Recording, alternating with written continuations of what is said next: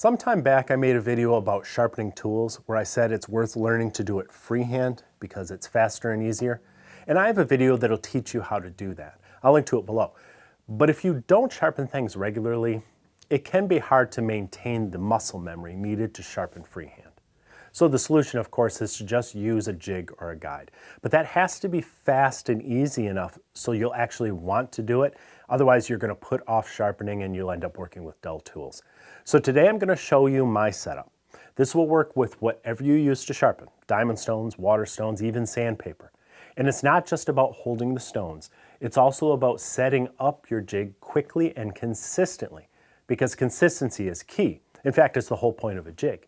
If you can achieve and maintain the exact same bevel angle every time, you'll only have to remove a tiny amount of steel from your tool to restore your edge. First, let's talk about the jigs themselves. And I've used a lot over the years. They all work to different degrees, but some are better than others.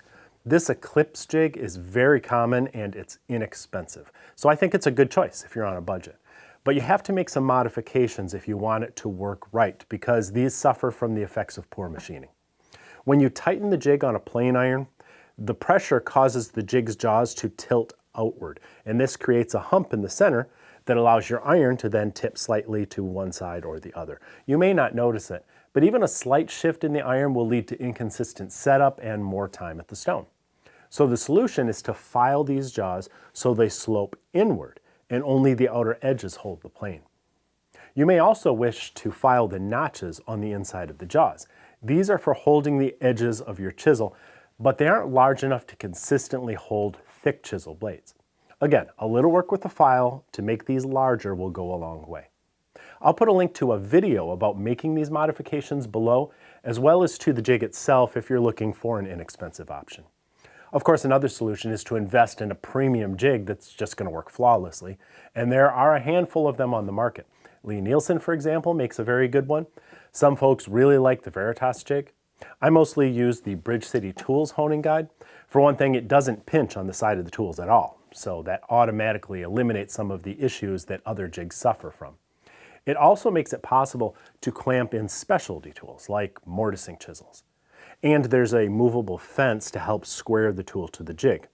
I especially like the built-in micro adjuster, which allows you to change your bevel angle by very small amounts. There are, of course, other jigs out there, and frankly, I don't care which one you use, as long as it works for you, and that means being able to set it up quickly and consistently. If you have to spend 10 minutes fiddling with the jig, you're not going to want to sharpen, you're going to put it off, and we don't want that. One of the best ways to set up any honing jig is with another jig. This is a honing board, which you can easily make yourself.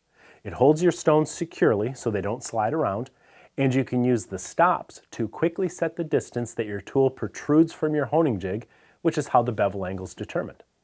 I made mine large enough to hold 3 stones and a couple strops, and this is kind of overkill. You could get by with just 1 stone and 1 strop for your routine honing, but having a couple extra grits will make it easier to repair a damaged or really dull edge. Either way, make your board to fit the stones that you own and use. In fact, make it 2 or 3 inches wider on each side, because that'll help keep the mess off your bench. I made mine from 3/4 inch plywood with a couple coats of polyurethane to protect it from moisture. The location of the stops depends on your jig, but it's pretty easy to figure them out if you have one of these protractors. If you don't have one, I'll link to an inexpensive source below this video. They're useful for all sorts of things. To find your angle, place the head of the protractor on the underside of your platform and across the back of your plane iron while it's mounted in the jig. This will tell you the angle that your iron is set at. Adjust the distance the iron protrudes from your jig until the protractor reads at the angle you're looking for. Then place the body of the jig against the edge of the platform and attach a stop against the edge of the iron. If you want more stops on other angles, just repeat the process. I put a lot of stops on mine because I figured why not, but honestly I don't use them all. If you want to know more about which bevel angles are most useful, I'll link to a video we made on that subject below as well. If you sharpen with sandpaper on plate glass, or you don't want to attach your stones to your jig, then just skip the big board and make something smaller with just the stops on it. These make setting up your jig fast and consistently repeatable, which again is key to efficient sharpening because precise setup reduces the amount of steel you have to remove to refresh your edge. Speaking of removing less material, you can speed up the sharpening process even more by creating what's called a micro bevel. This means tilting the tool slightly upward so you're not rubbing the whole bevel on the stone, but rather just the portion nearest the cutting edge where a little work goes a long way. This creates a micro bevel that's a couple degrees steeper than your primary bevel, and it can be achieved by just slipping a 1/8 inch thick shim between your stop and the edge of your blade when you set up your honing jig. If you're using a micro adjustable honing jig like the Bridge City Guide, be sure to fully back off your micro adjuster before you set your tool using the regular stops. Then you can raise the angle for a micro bevel with a turn or two of the adjuster instead of using a shim. Eventually that fine micro bevel is going to become wider and its benefits will be reduced. And when that happens, you just have to restore the full primary bevel with a coarse stone and no shim, or with a grinder.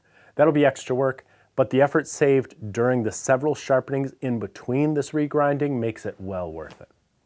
Now that you've got your setup down, there's not much of a learning curve for using a honing jig. Keep your fingers down near the cutting edge and try to apply even pressure. It doesn't take a lot of pressure, especially if you're using something like a diamond stone. And excessive pressure may lead to uneven sharpening. Just keep things flat and even and you'll be fine. The exception is toward the end of the sharpening process when you may wish to apply extra pressure on one corner and then on the other corner to slightly taper them back so they won't dig into your wood later. Of course, that's for hand plane irons, not for chisels. Sharpening is a fundamental skill, but it's not complicated. I hope this video and the links below help you out. Now here's something else that'll improve your shop time. It's just a couple of cuts. Your ears will be fine, right? They will be if you have your IsoTunes Bluetooth earbuds in, because you'd already have your ANSI certified hearing protection on because you're listening to your favorite music and podcasts. And you're supporting a small family business at the same time. Please use the link below this video to learn more and to show them you support what we do as well.